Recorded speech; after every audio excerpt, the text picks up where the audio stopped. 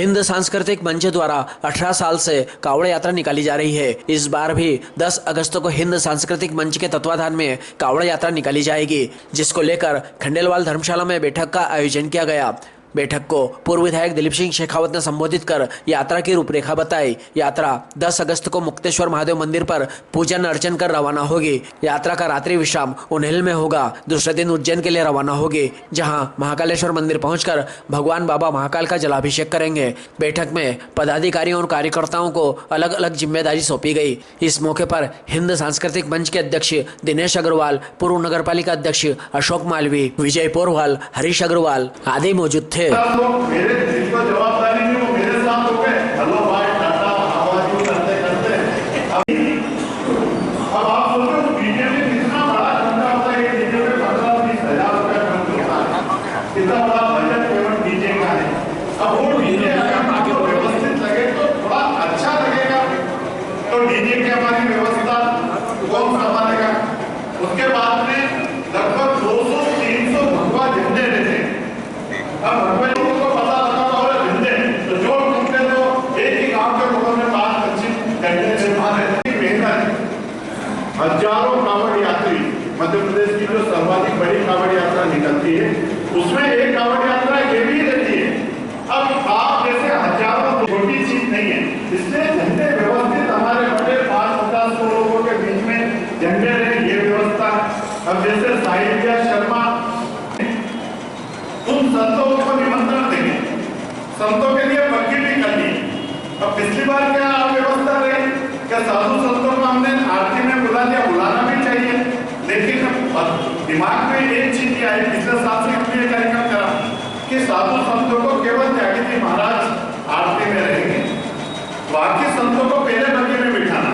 फिर तो बग्गी तक आ ही नहीं पाते हैं और कावड़ निकल जाती है, तो साधु संतों को भगवान के दर्शन करा के पूजा अर्चना करके बग्गियों में पहले से बिठा दे। तो 15-20 मिनट में हम कावड़ रवा रहे हैं आगे से, मतलब जब कावड़ प्रारंभ हो उसके 200-300 संत चल रहे हैं और कितना संतों का आशीर्वाद, उनका स्वागत, उनका भाई हमसे ज्यादा तो आज की तारीख में हमारे वीआईपी और या फिर साधु संत है। सबसे बड़े वीआईपी तो हमारे वही है, गेस्ट भी वही है। तो उनका प्रॉपरली उनको सम्मान मिले, सारी चीजें हो, ये व्यवस्था भी हमको किसी न किसी को देखना पड़ेगी।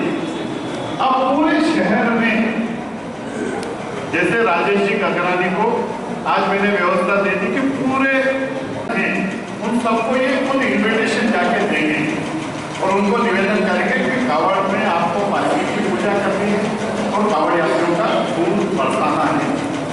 मैं भी व्यक्तिगत भी बात करूँगा, लेकिन यहाँ विभिन्न समाज के संगठनों के हमारे कार्यकर्ता बैठे हैं। कोई किस समाज का है, कोई किस समाज का है, तो मुझे बोलने की जरूरत नहीं। सत्यनारायण भैया आप राठौड़ समाज के हो, तो राठौड़ समाज का कहाँ मंच लगेगा। हमारे टेंट वाले भैया जायसवाल जी बैठे, मुझे कहने की जरूरत नहीं, जायसवाल जी आपका समाज का मंच कहाँ लगेगा। नरेंद्र भैया पीछे बैठे हैं, तो सराफा का एक बड़ा मंच लगता है। नरेंद्र भैया ऐसे प्रदीप भैया है मैथिली समाज के, मैथिली समाज के लोग कहाँ स्वागत हो, उनकी इच्छा भी नहीं होती तो इनके लोगों में बात देता तो बोलो भैया सर मैंने कहीं जाके बांधवा देना था, तो अब जितनी इच्छा इनकी होती वो कर देना। तो अब ये पालकी वाली व्यवस्था हो गई है।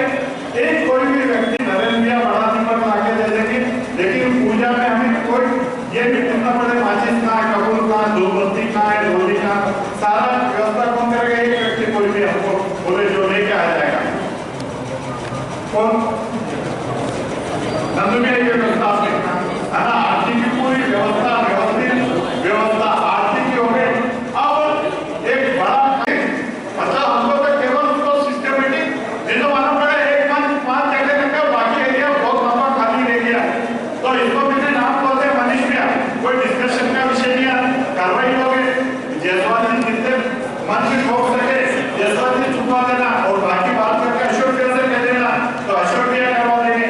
तो ये इसमें मेहनत जितना सारा परिश्रम लगता है, संख्या भी शुरू की तरह से मैंने कहा कि कावड़ शुरुआत हुई तो 60 लोग भी निकले, कोरोना में कलेक्टर ने परमिशन दी थी तो 7 लोग भी गए और बड़ी से बड़ी कावड़ 25,000 की कावड़ भी निकल गई। इसलिए ये तो भगवान का काम है, जितने जो लोग जिसके भाग्य में लिखा है वही लोग